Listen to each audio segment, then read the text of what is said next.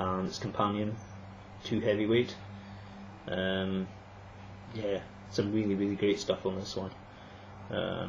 Yeah, that's a good one. So if you see any of these at all, just pick them up. And Sounds and Pressure did a number of compilations as well of sort of mini, just samplers of their reissued stuff. And the Sounds and Pressure 3, going back the way here, and that's 2, Sounds and Pressure Volume 2, and Sounds and Pressure Volume 1. Again, this is out on Music Club or Union Square, whatever they're called now. And this one features the DJ. So this is, you've got guys freestyling, toasting over popular tunes of the day, and yeah, it's really good. I definitely recommend this one. Yeah. And likewise, the companion one, The Producers. Again, we've got all sorts of people on here. Lee Perry makes an appearance, as he always does. People like Mikey Dread, Prince Jammy. I think there's definitely some Tubby stuff on here as well. Tommy McCook. Yeah, there's U-Roy, Big Youth. Yeah, it's a great one. Again, about 18 tracks, and I think I got it for like £3 or £4. A steal, really. It's great.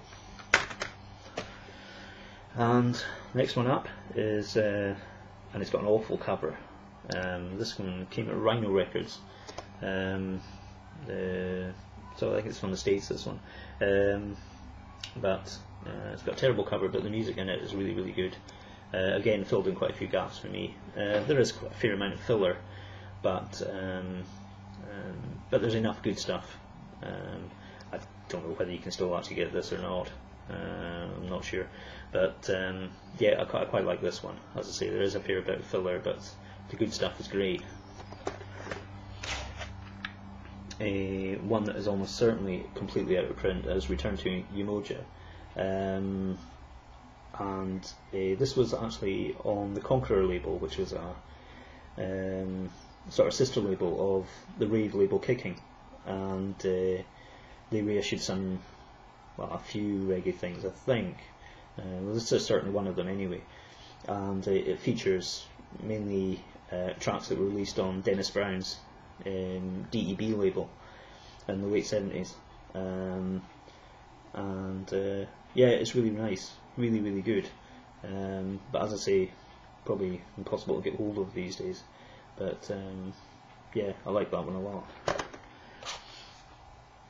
Yet another Trojan compilation, and taking a different tack this time.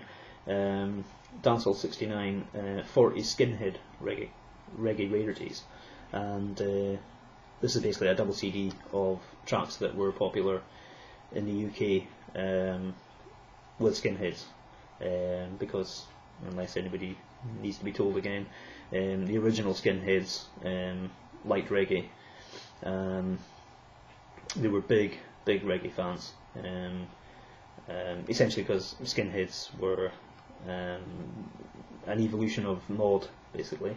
The hard sort of gang mods, their younger brothers and sisters became skinheads, so they kept the smart clothes, etc.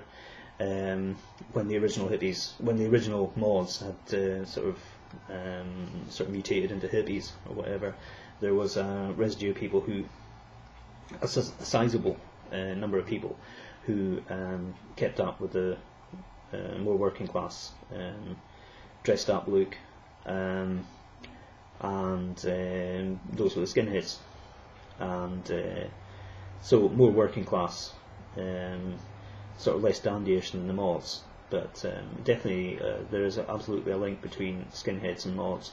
And one thing that skinheads took from the mods is that they loved black music and Jamaican music, and Dancehall 69 reflects that. So yeah, there's some really good stuff on here. Some British productions as well, that were clearly made for the skinhead market. But yeah, some really good stuff here. Definitely a bit of a period piece, and some nice photos on the inside as well. And there's like a little fold out little booklet, which is quite nice, featuring shots of 68, 69 era skinheads. But no, that's a really, really good one. This one I like a lot, and this is Lovers Rock. Those that don't know, Lovers Rock is basically pretty much a sort of British invention, really. Lovers Rock is basically reggae. A lot of people disparage it by calling it reggae for girls, but really it's like, whereas reggae in the late 70s was very militant, very Rastafarian, very militant, Lovers Rock was like the flip side to that. Mostly love songs, etc. Bought by a lot of girls, but no, I love the stuff. It's really, really good, and Britain was always a big market for Lovers Rock. He, and in fact, helped birth it, really. So yeah, this is really, really nice. There's some nice stuff on this. Just a bit different from most of the reggae that's around late 70s, early 80s. It's just a different spin on it. Yeah, it's really, really nice. Another compilation of Music Club, The Roots of Reggae. That's a sticker there. Yeah, there's some classic stuff on here. Very early sort of ska, rocksteady and reggae stuff. Another one in Pressure Sounds, Hitbound Selection. Again, this is late 70s roots reggae heading towards dancehall, and it's really, really good. It's excellent. It's very, very good. Barrington Levy's on it, Sugar Minute, Barry Brown, Frankie Paul, great Frankie Paul. Yeah, it's a great compilation. So if you ever see this one, definitely go and get it.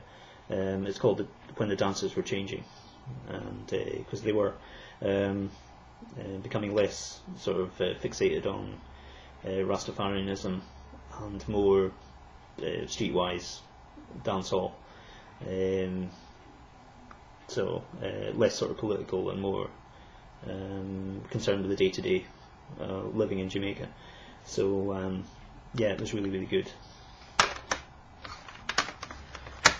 Then the next one is 17 North Parade, which is another one on Pressure Sounds, of Clive Chin Productions, and this is the vocal version. These are the vocal tracks of its companion, Forward the Bass.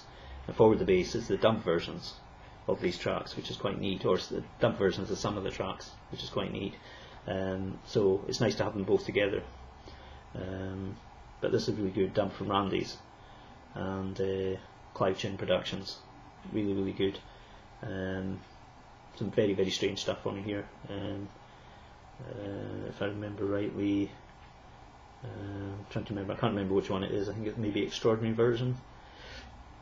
Extraordinary Version, which it may not be that track, but there's one track anyway that just sounds like tape being mangled. A dub track which just seems to just its main feature is just sound of tape just being mangled out of all recognition. Needs to say, I love it. It's fantastic. Really, really good. It's a more modern purchase for me, fairly more recent purchase, I should say. Studio One Dab, and this comes on Soul Jazz Records. I've actually got it the wrong way round. There it is. On Soul Jazz Records, and Soul Jazz compilations are really, really good. Very, very nice, very well packaged. You don't get many tracks per CD. They don't exactly, some would say they're probably not value for money, but what they do have in them are really, really good. You don't get much in the way of filler or anything. So if you see any soul jazz compilations, not just reggae, anything that has the soul jazz imprint, then definitely get them, because they are really, really good. Just beautifully designed, and compiled by people who actually love the music, and really, really good. So yeah, anything on soul jazz, definitely go and get it.